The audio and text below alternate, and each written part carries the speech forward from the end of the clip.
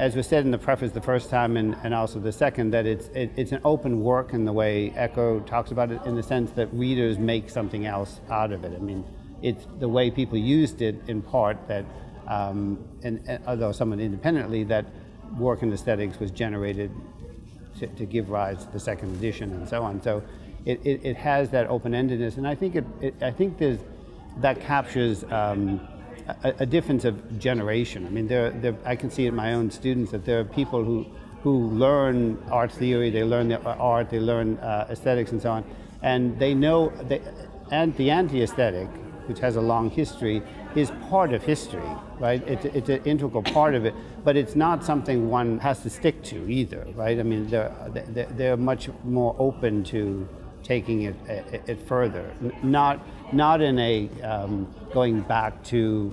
That's the other problem with talking about aesthetics, is if it, like talking about beauty, as if it's going back to the the good old days or something of that sort. Yeah, which some people may do, but that's not the thrust of the encyclopedia. That's not why most people are interested in aesthetics.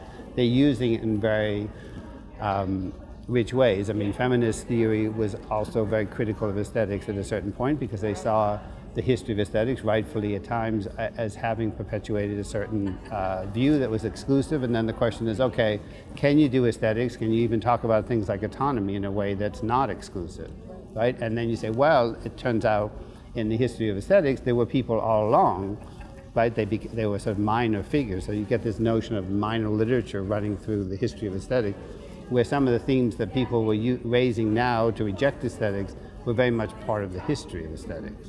So, which is still its history. Yes, it's its history. Rhythms, the ebbs and flows. Yes, it's a troubled history, and so the combination of aesthetics as a sub-discipline of philosophy, and some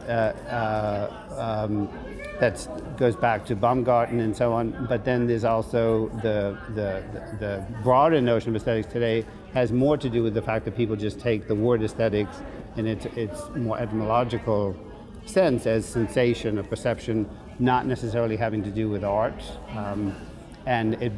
So you have Rancière and other people talking about the redistribution of the sensible, right? That's a kind of political concept, but it's aesthetics at the same time, and it shows that aesthetics has that narrow focus, which it needs at times, but it always has had the breadth at the same time.